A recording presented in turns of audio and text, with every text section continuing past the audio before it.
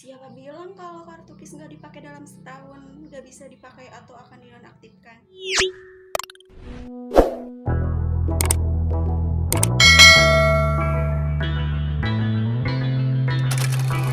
Halo, assalamualaikum warahmatullahi wabarakatuh. Salam sehat, kembali lagi di channel YouTube aku. Udah like, comment, and subscribe belum? Jangan lupa ya. Oh iya, di video kali ini aku akan bahas tentang kalimat kartu KIS atau PBI itu loh yang aku bahas di video sebelumnya. PBI bisa nonaktif kalau nggak dipakai dalam jangka waktu 1 tahun. Aku pastiin itu hoax ya. Jadi yang namanya PBI itu yang bisa menonaktifkan kan hanya dinas sosial, yang dimana kalau misalkan penggunanya itu sudah dianggap mampu untuk membayar, dan syarat ketentuan lainnya itu hanya dinas sosial yang tahu. Lalu kenapa ada pernyataan setiap 6 bulan sekali kalian harus memeriksakan diri ke fasilitas kesehatan biar tahu KISnya itu aktif atau enggak? Karena kalau misalkan kita nggak tahu status kepesertaannya, katanya ribet loh ngurusnya. Gak gitu ya guys. Masa sih kita harus sakit-sakitan terus buat cek status kepesertaan kartunya? Jadi gini loh, beberapa bulan yang lalu aku tuh sempat bukan ngurusin sih, lebih ke ngecek. Ada satu kartu yang katanya dipatahin sama petugas fasilitas kesehatan karena dianggap kartunya itu udah nggak aktif. Padahal dia itu terdaftar di PBI APBN. Gimana kok aku bisa tahu dia terdaftar di PBI APBN? Karena ayah ibunya juga terdaftar di PBI APBN.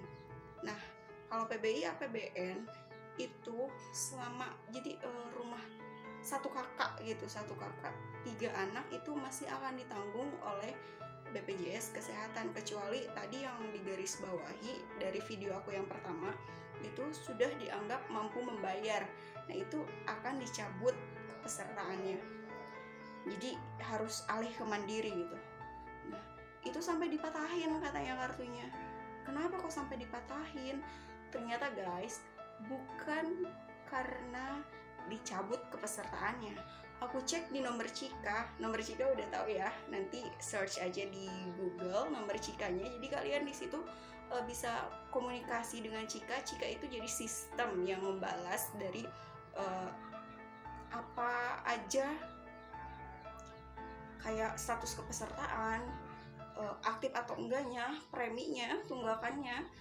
Itu kita kalau selintas bisa ngeceknya di Cika. Nah, aku cek di Cika, ternyata masih aktif loh.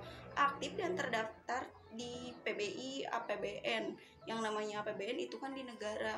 Jadi biasanya kalau didaftarin di APBN, jarang sekali ada yang dicabut kepesertaannya.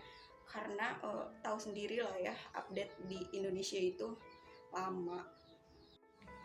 Jadi apa masalahnya? Kenapa sampai dipatahin dan gak bisa dipakai untuk berobat? Ternyata hanya perlu update data. Jadi kartunya itu selama kan ini yang aku tangani itu sekitar anak umur 10 tahun. Dari lahir kartunya itu belum pernah diupdate datanya. Jadi dia tuh kayak belum registrasi ulang. Jadi dia cuma punya nomornya aja. Karena kan secara otomatis tadi itu loh. Jadi ayah ibunya punya PBI APBN, otomatis si anak-anaknya yang 3 itu bakal masuk. Mereka bakal punya nomor KIS-nya, bakal punya nomor BPJS kesehatannya itu secara gratis, tapi belum update data gitu. Nama sih udah ada. Kan bayi selama 3 bulan setelah lahir itu ditanggung oleh ibunya, BPJS ibunya. Jadi kalau lahirannya di fasilitas kesehatan sudah pasti itu terdaftar di BPJS maupun baik itu mandiri atau PBI. Nah, ternyata hanya itu. Jadi caranya balik lagi, kan kata aku juga penting download mobile JKN. Di situ semuanya sebenarnya udah bisa diulik guys, nggak perlu datang ke kantor, karena sekarang semua yang onsite itu udah jarang banget. Antri-antri capek-capek percuma, kalian cuma bakal dikasih brosur, disuruh pulang terus ngerjain di rumah secara online gitu aja guys. Aku kasih tahu screenshotan dari mobile JKN bagian mana yang belum diverifikasi sehingga kartu itu dianggap nonaktif dan tidak bisa digunakan.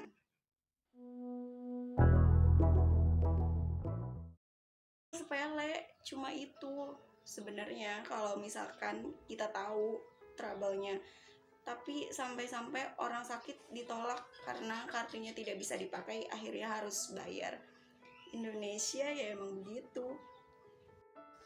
Aku nggak bosen-bosen buat ngingatin kalian untuk punya mobile JKN. Kalaupun nggak punya, setidaknya nomor Cika, karena asuransi kesehatan itu penting guys. Nanti akan aku coba membandingkan masalah asuransi kesehatan di negara, jadi berbagai negara. Nanti kita lihat ya. Oke, itu aja yang aku bahas di video kali ini. Mudah-mudahan bermanfaat. Bantu aku untuk subscribe biar channel YouTube aku berkembang ya. Terima kasih. Assalamualaikum warahmatullahi wabarakatuh.